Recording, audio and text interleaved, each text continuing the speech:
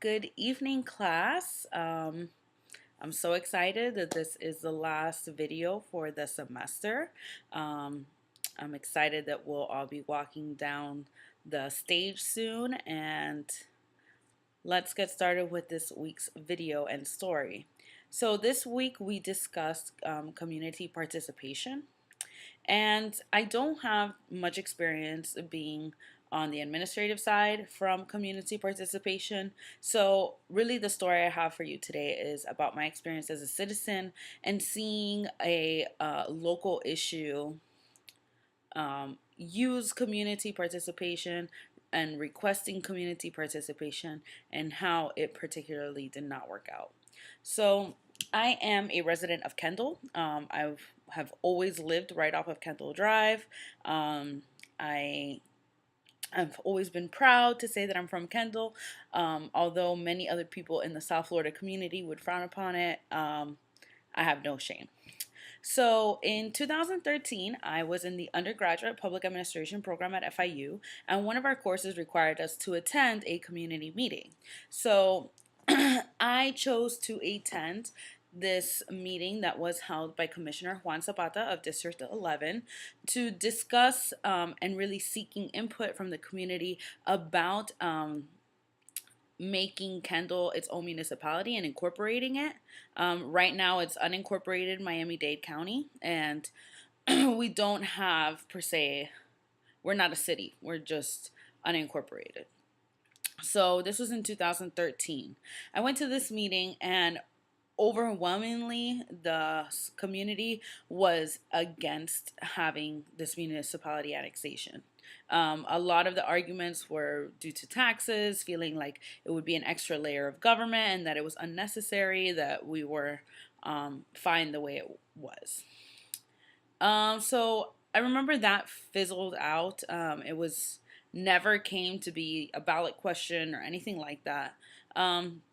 And then in 2015, you started hearing the term West End. West End was a name that Commissioner Juan Zapata started pushing for his district and for his area because it's more so than just West Kendall. It goes a little bit north and south of Kendall as well. And supposedly this name incorporated all of that westward area that he was commissioned to. And I think it was really supposed to kind of change the image of what some people think of West Kendall. But that never really took off either amongst the community. There was a big push to change the name of the library, and I know that there was like tax dollars spent for that. And in 2016, Commissioner Zapata lost his seat. And one of the first things that the new commissioner, Joe Martinez, did was the removing of that West End name on the library and the park. So I thought that this was a very interesting case of how the community showed that they were not interested in separating or changing what our community is as it is.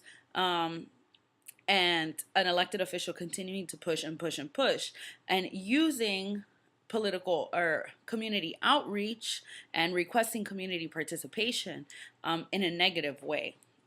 So as reading the Irvin and Sansbury article, there were several disadvantages to using community input, and one of which is cost. He had several meetings.